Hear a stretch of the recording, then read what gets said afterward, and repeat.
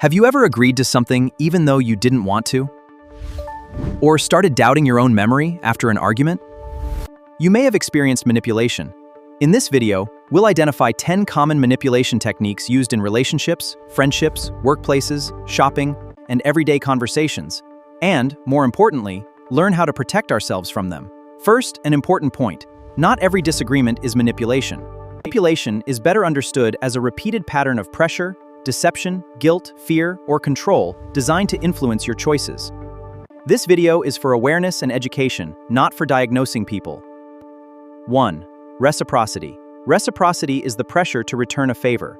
Someone helps you, gives you something, or does you a favor, and later expects something in return. For example, a friend says, "I helped you last time, so now you have to help me." Or a salesperson gives you a free sample and then pressures you to buy. The problem isn't returning a genuine favor. The problem is feeling that you owe someone something you never agreed to owe. Ask yourself, would I still say yes if they hadn't done that favor? Foot in the door. This starts with a small request and gradually becomes a bigger one. Someone might say, "Can you just review this one page?" Later, it becomes, "Can you finish the whole report?" Because you've already said yes, saying no to the larger request can feel uncomfortable. Before agreeing, ask, if they had asked me for the final request first, would I still say yes? One small commitment doesn't obligate you to make another. Door in the face. This works in the opposite direction. Someone starts with a huge request they expect you to reject. Then they make a smaller request. For example, "Can you work the entire weekend?" You say no. They respond, "Okay, then just Saturday morning?" The second request feels reasonable because you're comparing it with the extreme first request. Instead, compare it with your actual priorities and boundaries. Scarcity and urgency. Only 2 left. Only 2 left. Offer ends tonight. You need to decide right now. Can trigger fear of missing out and reduce the time you give yourself to think. This happens everywhere, to relationships. When someone is rushing you, pause. Ask, why do I need to decide immediately? Say, I'll think about it and get back to you.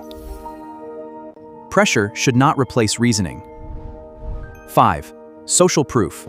Social proof uses other people's behavior to influence your decision. Everyone is buying this. Millions of people use it. Everyone in our group agrees. The brain naturally uses other people as a source of information. But popularity doesn't automatically mean something is true, safe, or valuable. Ask, is this actually good, or does it simply appear popular? Separate popularity from evidence. 6. Authority bias. We naturally give more weight to people who appear powerful, experienced, or knowledgeable. A person might say, "I'm an expert, so you should trust me," or "My boss said it, so it must be correct."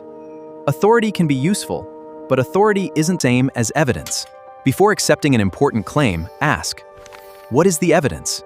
You can respect someone's expertise while still checking their reasoning, same as anchoring.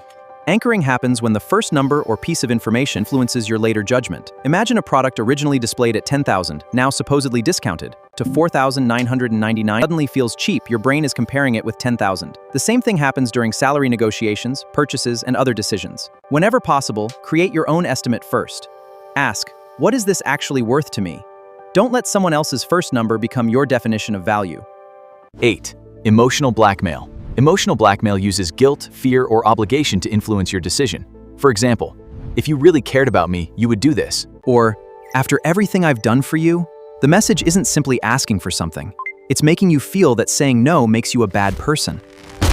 Ask yourself, am I agreeing because I genuinely want to, or because I want to avoid feeling guilty?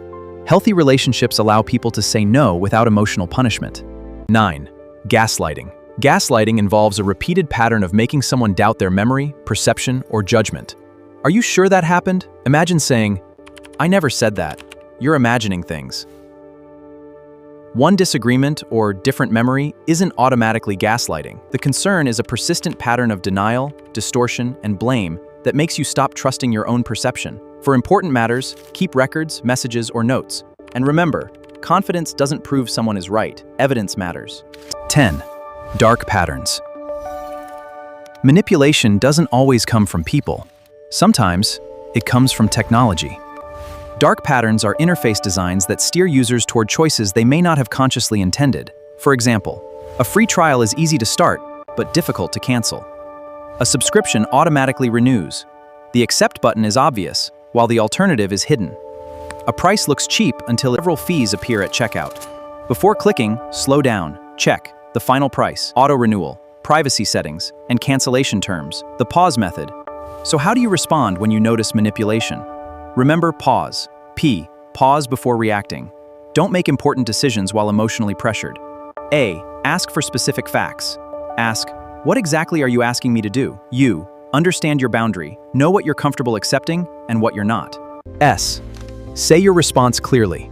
You can say, I'm not comfortable deciding immediately. I'll think about it and respond tomorrow. E. Exit if the pressure continues. You don't have to stay in every conversation.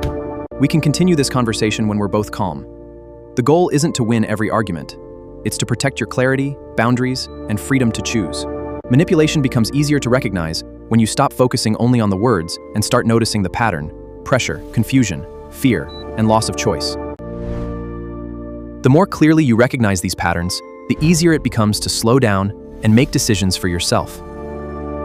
Which of these techniques have you noticed most often in daily life? Comment below, like the video, and subscribe for more psychology and communication content.